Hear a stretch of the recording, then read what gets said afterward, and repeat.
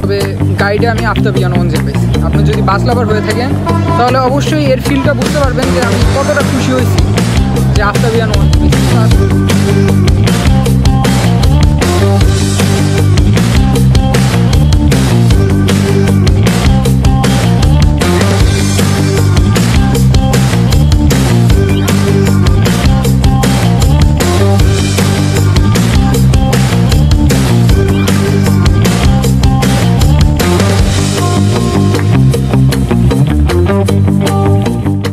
আমি এখন বর্তমানে রাজশাহী শিরোইল বাস টার্মিনালের ন্যাশনাল ট্রাভেলস বাস কাউন্টারের ভিতরে আছি এবং এইখান থেকে আমি আমার যাত্রার টিকিটটি সংগ্রহ করব।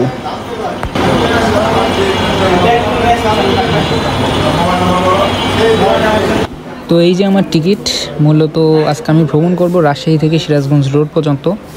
আর এইটুক রাস্তার জন্য আমার ভাড়া লাগছে মাত্র 500 টাকা। তো এটা বেশি লাগছে না কম লাগছে এটা বাইরে যে আলোচনা করি, এখানে আলোচনা না করাই ভালো।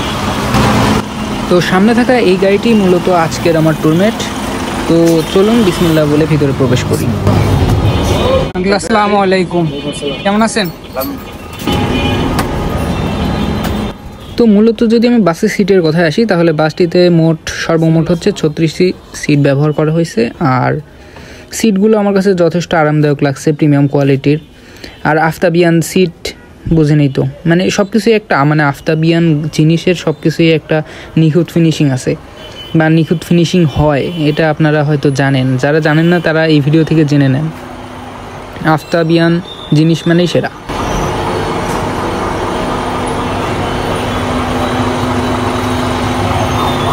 তো যারা এখনও আমার কথা একমত হতে পারেননি তাদের জন্য আমি এটা একটু স্পেশালভাবে দেখাতে চাই যে জাস্ট আপনারা সিট কোয়ালিটিটা দেখেন।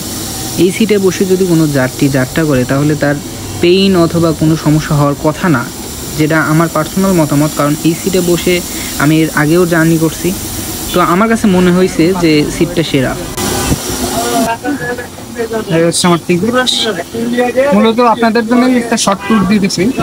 তো আসলে বাসে যাওয়ার কোনো প্রশ্নই ছিল না, তারপরেও আর কি দেওয়া। তো রাজশাহী থেকে আমার রোড পর্যন্ত ভাড়া নিল 500 টাকা।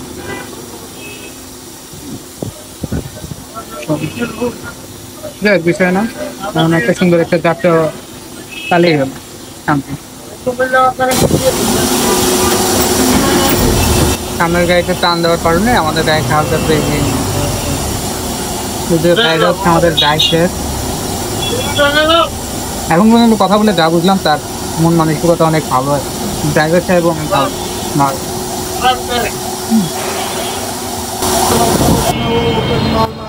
তো এই হচ্ছে আমাদের বাসের ফন্ট, যেটা আফতাব থেকে নির্মিত এবং সত্যি বলতে আফতাবের তৈরি সেরা ফন্টগুলোর মধ্যে এটা অন্যতম। আপনারা যদি এখানে লক্ষ্য করেন তাহলে গাড়ির রেজিস্ট্রেশন নম্বরটি দেখতে পারবেন। গাড়ির রেজিস্ট্রেশন নম্বরটি 156472। তো এইখানে মূলত এখন আমি আশাবাদী, দেখা যাক জার্নিটা কেমন হয়। তো এখানে আরেকটা কথা, সেটা হচ্ছে যে আমার আশেপাশে যতগুলো অটো গাড়ি রিক্সা গাড়ি আছে, মানে এইগুলোর জন্য যে আমার ভিডিও করতে এত পরিমাণ অসুবিধা হচ্ছে, মানে কী আর বলবো। তারপরেও যতটুকু করতে পারতেছি আলহামদুলিল্লাহ। যাই হোক, তো আপনারা যদি এখন একটু ব্যাকের দিকে লক্ষ্য করেন তাহলে দেখবেন যে ব্যাকটাও কিন্তু যথেষ্ট ক্লাসিক্যাল। আর মূলত তাদের বলতে এই আফতাবের ক্লাসিক্যাল কাজের জন্যই কিন্তু আমার ব্যক্তিগতভাবে আফতাব অটোমোবাইলসকে আমি খুব পছন্দ করি। এবং আমি মনে করি যে আমি সহ আমার মতন যারা বাস লাভার আছে তারাও এই তাদের ক্লাসিক্যাল কাজের জন্যই বেশি পছন্দ করে। চাপ থাকে যে একটা কমপ্লিট একটা যে ভিডিও নেব, ওই ভিডিও নেওয়ার কোনো পরিস্থিতি থাকে না। হ্যাঁ, বলা নাই। আমার অপোজিটে আছে, এখানে হচ্ছে গ্রামীণ ট্রাভেলসের কাউন্টার, একতা আছে, দেশ আছে, ওই পাশে হানিফ আছে। না, এখানে দেশের একটা হুন্ডাইও দেখতে পাচ্ছেন। তো হুন্ডাইও ভ্রমণ হবে ইনশাল্লাহ সামনে। তো অবশ্যই চ্যানেলটা সাবস্ক্রাইব করে পাশে থাকবেন। হ্যাঁ, কারণ সামনে আরও চমকপ্রদ ভিডিও আসবে ইনশাআল্লাহ। তো আমি আজকের ভ্রমণ নিয়ে খুব আশাবাদী, দেখা যাক কতটা সফল হয় ইনশাআল্লাহ, বাকিটা আল্লাহ ভরসা।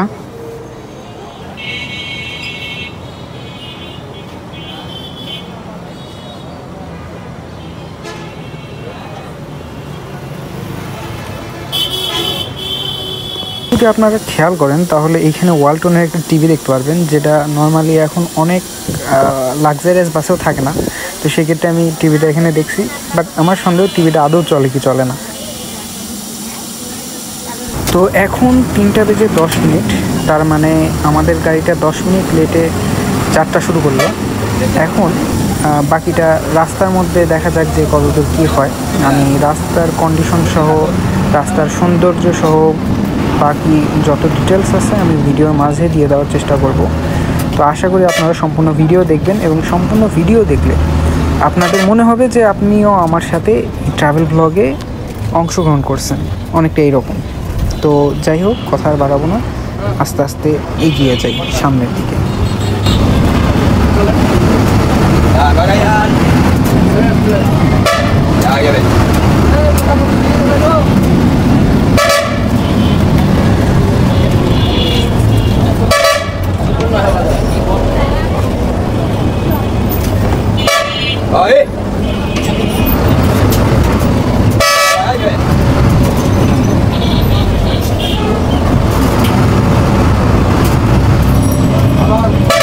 তো আপনারা যদি বাংলার নবাব দেখতে চান তাহলে সামনের ওই ভাইটিকে দেখতে পারেন, যে মাঝ রাস্তায় বাইক থামায় নবাবের মতন দাঁড়িয়েছিল। কি বলবো। আর এই রাস্তায় যে অটোরিকশার এত চাপ ভাই, মানে এই চাপের মধ্যে গাড়ি নিয়ে যাওয়াটা খুব একটা সমস্যার বিষয়, তারপরেও যেতেই হবে। মানে এই অটোরিকশাগুলোকে হর্ন দিলে পরেও তারা সাইড দেয় না, এবং তারা মনে করে তারাই এই রাস্তার রাজা। সো এইখানে আমাদের বাসটি খুবই অসহায়।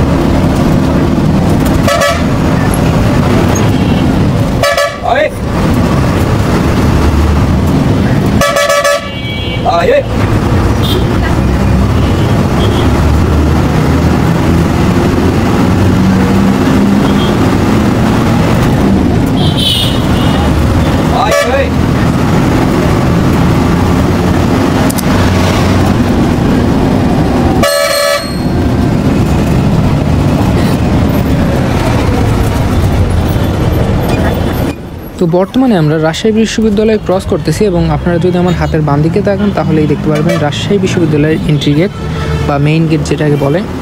তো আমরা এখন রাজশাহী বিশ্ববিদ্যালয় ক্রস করে সামনের দিকে এগিয়ে যাচ্ছি। আপনারা যদি এখানে লক্ষ্য করেন তাহলে দেখবেন রাস্তার সৌন্দর্যটা, এবং এই সৌন্দর্য হাজার গুণে বৃদ্ধি করছে এই রাস্তার মাঝ বরাবর যে লাইটিংগুলো রয়েছে। এই লাইটিংগুলো মূলত রাজশাহী শহরের লাইটিংগুলোর জন্য একটু আলাদাভাবে বিখ্যাত। তো আপনাদের ইনশাল্লাহ কোনো একদিন রাত্রে এসে এটার একবারে আসল সৌন্দর্য তুলে ধরার চেষ্টা করব। তো সাথে থাকবেন ইনশাল্লাহ, আমিও চেষ্টা করব ইনশাল্লাহ। তো আস্তে আস্তে আমরা এখন এগিয়ে যাচ্ছি।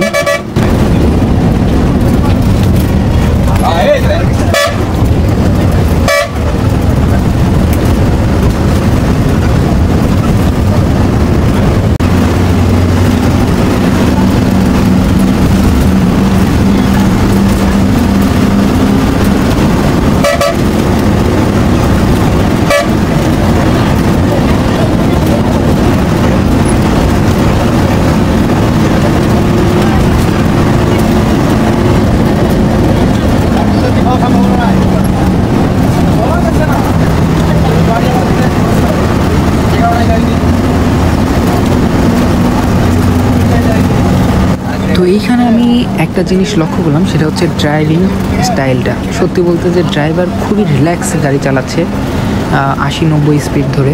তো আমি জাস্ট এনজয় করতেছি সামনে বসে, মানে এত সুন্দর ড্রাইভিং হয়তো আমি এর আগে দেখি নাই। হ্যাঁ, অনেক স্পিডি জার্নি করছি, অনেক আস্তে মানে লোকাল জার্নিও করছি, বাট এইটা আমার কাছে পারফেক্ট লাগছে, কারণ সে স্পিডেও চালাচ্ছে বাট খুব রিল্যাক্স, মানে কম্বোটা জাস্ট অসাম।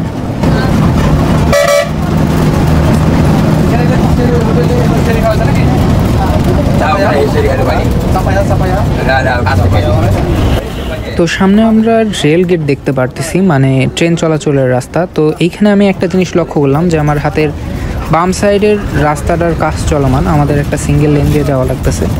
তো আমি যতদূর ধারণা করতে পারলাম যে বাম সাইডের যে লেনটার কাজ চলমান, এটা মূলত হচ্ছে রাস্তাটাকে একটু উঁচু করে রেল লাইনের সমতায় আনার জন্য। কারণ আমরা যে লেন দিয়ে যাচ্ছিলাম এই লেনের রাস্তাটা অনেক হচ্ছে নিচু, হ্যাঁ, যার জন্য অনেক সমস্যা হচ্ছে। তো মূলত এটাই হয়তো কারণ।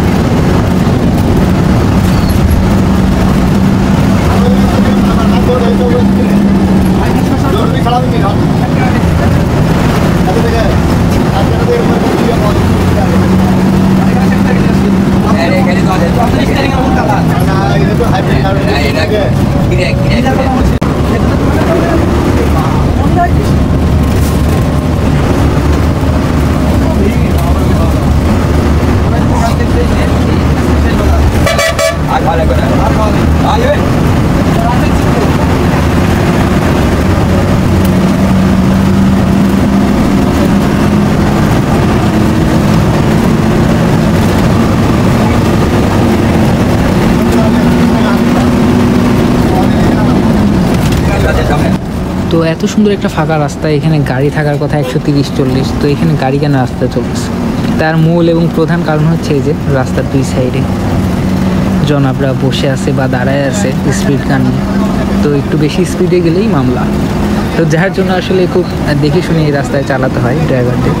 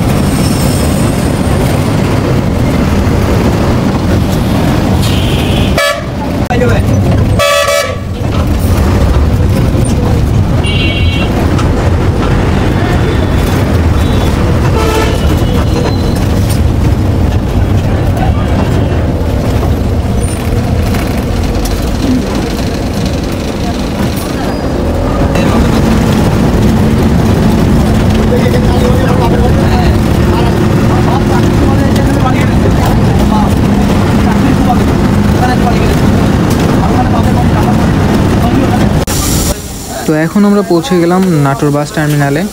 আর সত্যি বলতে এই টার্মিনালটা আমার খুব পছন্দের। তার একটা বিশেষ কারণ হচ্ছে এই জায়গাটা দেখতে অনেক সুন্দর, প্লাস এখানে গাড়ি রাখারও পর্যাপ্ত জায়গা আছে, প্লাস কাউন্টারগুলো বড় এবং সুন্দর। তো যাই হোক, চলুন আমরা একটু নিচে নামে বাইরের সৌন্দর্যটা উপভোগ করি। তো এইখানে আপনারা দেখতে পারতেছেন সামনে আমার ট্যুরমেট তার নির্দিষ্ট স্থান মানে কাউন্টারের পাশেই সে গাড়িটি দাঁড় করিয়ে রাখছে যাত্রীদের জন্য। তো সত্যি বলতে এখন পর্যন্ত যতটুকু যা বুঝলাম, মানে আমি আজকে আর বাকি রাস্তাটুকু হয়তো খুব এনজয় করতে যাব। কারণ বিশেষ একটা কারণ হচ্ছে ড্রাইভার, সুপারভাইজার, হেল্পারদের ব্যবহার আমার কাছে অমায়িক লাগছে। তাদের যে সাপোর্টটাও আমার ভালো লাগছে। কারণ আমার প্রয়োজন মতো সে আমাকে সামনে যেতে দিচ্ছে, বনেটে বসতে দিচ্ছে, আমাকে গেটের পাশে দাঁড়াতে দিচ্ছে, তারা আমার সাথে সুন্দরভাবে কথা বলতেছে। তো সত্যি বলতে এতটুকুই তো আমরা চাই, এর চেয়ে তো বেশি কিছু চাই না, তাই না? তো যাই হোক, এখন 4:14 বাজে, তার মানে আমাদের গাড়ি 3:10-এ ছেড়ে 1 ঘন্টার মধ্যে আমরা নাটোরে পৌঁছে গেছি। তো এখন বুঝেন যে কেমন, মানে একবারে টাইম টু টাইম। সো এই মানে আমি বাকি রাস্তাটুকু কতটুকু কী হয় আপনাদের সামনে তুলে ধরবো ইনশাল্লাহ। তো বর্তমানে একটা হানিফ দেখতে পারতেছেন, এটা হয়তো কুষ্টিয়ার হানিফ, যেটা নাটোর টার্মিনালে প্রবেশ করলো। তো চলুন, হয়তো আমাদের বাস ছেড়ে দেওয়ার টাইম হয়ে যাচ্ছে, আমরা বাসের ভিতরে যেয়ে আবার বসি। ঠিক আছে।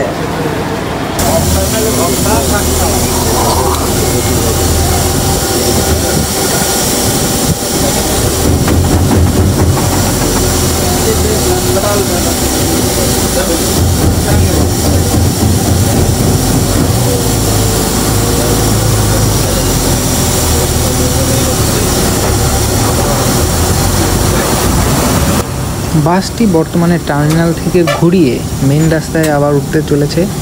আর বর্তমানের সময় যদি আমরা দেখি, এখন সময় বাজে হচ্ছে 4:17। তাহলে বলা যাচ্ছে যে নাটোর বাস টার্মিনালে 3 মিনিট থেকে 4 মিনিট বিরতি দিছে, তারপরে আবার আমরা আমাদের গন্তব্যস্থলের দিকে এগিয়ে যাচ্ছি। তো চলুন আস্তে আস্তে আবার সামনের দিকে এগিয়ে যাওয়া যাক।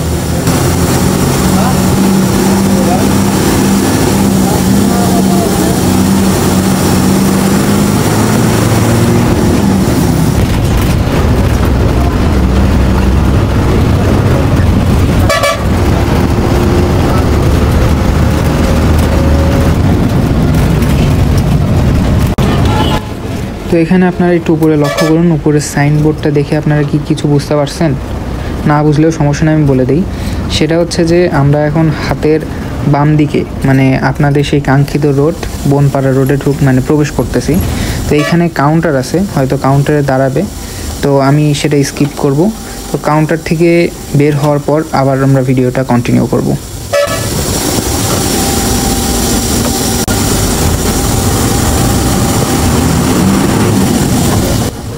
তো কাউন্টার থেকে যাত্রী নিয়ে বর্তমানে আমরা আবার আমাদের সেই মেন রোডে উঠে পড়ছি। তো সামনে আমরা একটা জিনিস লক্ষ্য করতেছি, তো এখানে মূলত একজন হাতের ইশারা দিছে এবং আমাদের গাড়িটিও থামায় দিছে, তার মানেই তো এখানে একটা ঘাপলা আছে। তো ঠিকই ধরছি, এখানে একটা বড় ধরনের ঘাপলাই আছে, একটা পোক যাত্রী নিল তারা। তো বর্তমানে এখন পর্যন্ত আমি একটা পোক নেওয়া দেখলাম, এখানে লুকাছবির কিছুই নেই, আমার সামনে পড়লো তো আমি আপনাদের সামনে তুলে ধরলাম আর কি। আর একটা পোক নেওয়া এমন কোনো বড় বিষয় না আমার চোখে।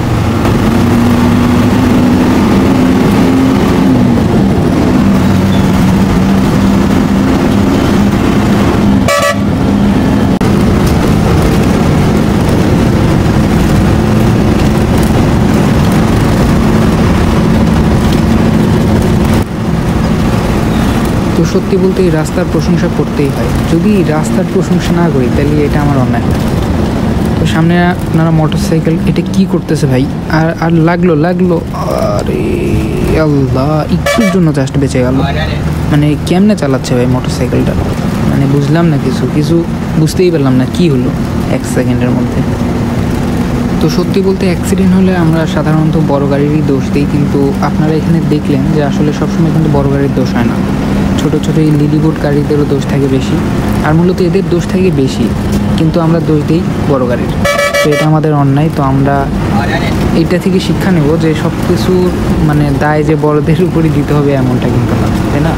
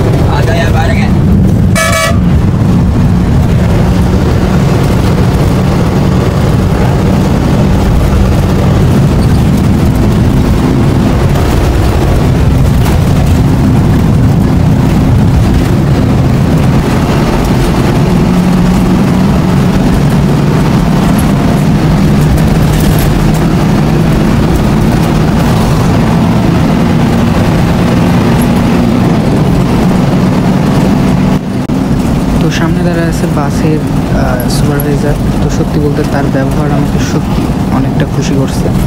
মানে শুধু তার ব্যবহার না, আপনারা যদি দেখেন যে পাশে মানে বাম পাশে বসে আছে হেল্পার, তারপর ড্রাইভার, আপনি তিনজনের যদি ব্যবহারটাই বলেন আমার কাছে খুবই পছন্দ হয়েছে। মানে সত্যি বলতে এক কথায় মুগ্ধ হয়েছি আমি।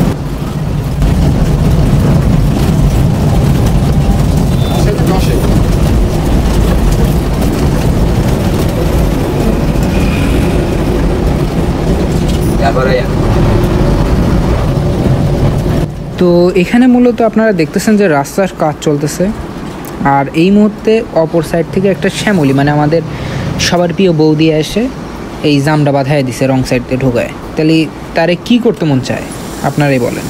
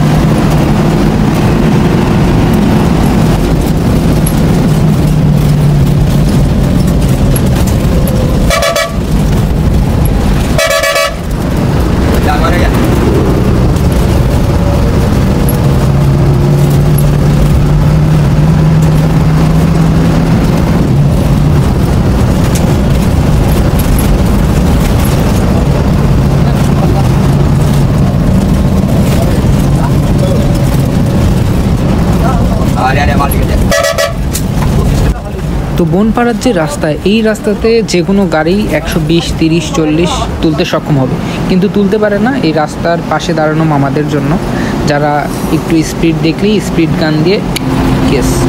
তো মামাদের পার করেই আমাদের গাড়ি রানিং 100 পার করে ফেলছে। তো আমি জাস্ট স্পিডটা উপভোগ করতেছি, সাথে আপনারাও করেন।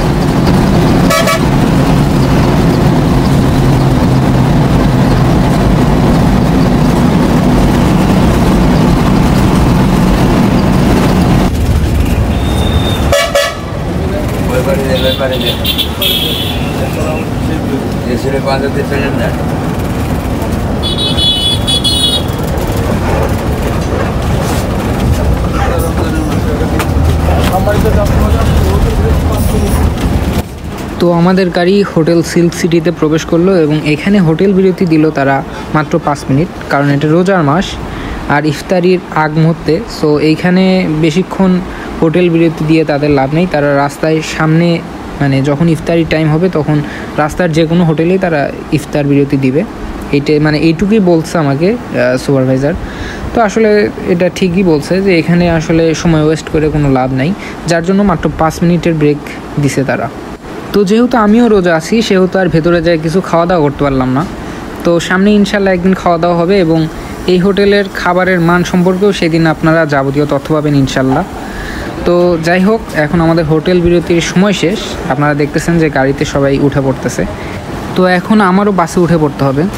তো আমার ভিডিও করা দেখে ড্রাইভার সাহেব রেসপন্স দিচ্ছে। তো দেখেন, এমনি তো আর বলি নাই যে ড্রাইভার আসলেই সেরা। তো যাই হোক, এখন আস্তে ধীরে সুস্থে আমিও বাসে উঠে পড়ি, কারণ গাড়ি চেক দিবে।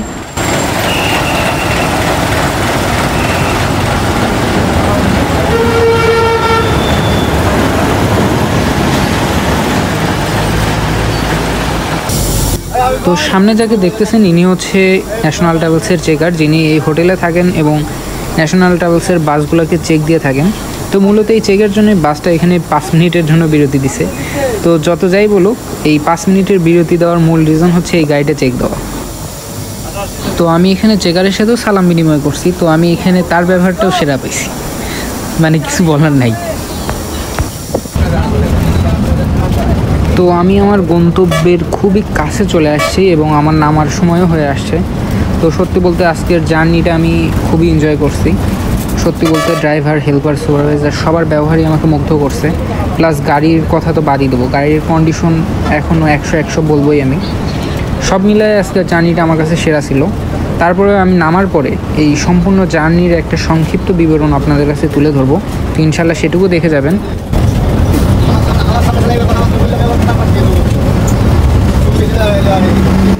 তো আমরা বর্তমানে হাটিকুমরুল গোল চত্বরের কাছে চলে আসছি এবং যদি আপনি আমার দুই পাশে তাকান তাহলে দেখবেন যে খুব বড় একটা মেগা প্রজেক্ট চলতেছে। তো এইটা নিয়েও আমি খুব আশাবাদী, হয়তো এই রাস্তাটা খুব দ্রুতই চেঞ্জ হয়ে যাবে বা এই সম্পূর্ণ এরিয়ার লুকটাই সম্পূর্ণ চেঞ্জ হয়ে যাবে। আমি এইটা নিয়ে খুবই আশাবাদী। খালি এটা নিয়ে আমি না, বাংলাদেশের অনেকে আশাবাদী, বিশেষ করে সিরাজগঞ্জবাসী।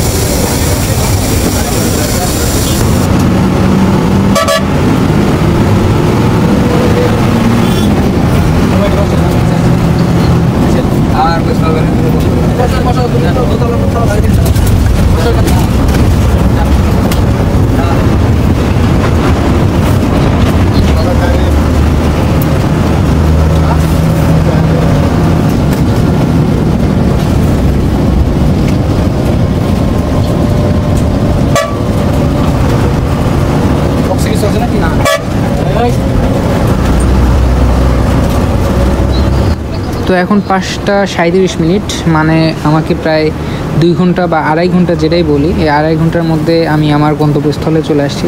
সত্যি আমি জার্নিটা খুবই এনজয় করছি এবং আমি বলবো সবাইকে যে আপনারা ট্রাই করতে পারেন ন্যাশনাল ট্রাভেলস।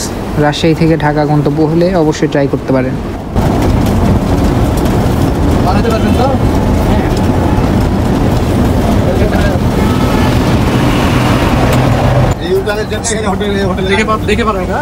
ঠিক আছে, আসসালামু আলাইকুম, আল্লাহ হাফেজ।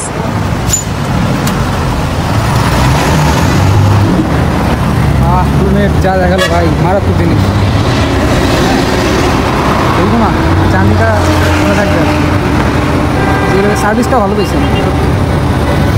তো আজকের ভ্রমণ অভিজ্ঞতার সংক্ষিপ্ত একটা বর্ণনা আপনাদের কাছে দিয়ে দিই। সেটা হচ্ছে যে মূলত গাড়িটা 10 মিনিট লেট ছিল, সেটা সমস্যা নাই। তবে গাড়িটা আমি আফতাবিয়ান ওয়ানজে পাইছি। আপনি যদি বাস লাভার হয়ে থাকেন তাহলে অবশ্যই এর ফিলটা বুঝতে পারবেন যে আমি কতটা খুশি হয়েছি যে আফতাবিয়ান ওয়ানজে পাইছি। প্লাস গাড়িতে যখন আমি উঠি তখন গাড়ির ভেতরে সিট কোয়ালিটিটা দেখে আমি তো জাস্ট অবাক। তাদের সিট কোয়ালিটিও আমার কাছে খুবই ভালো লাগছে, প্রিমিয়াম কোয়ালিটির।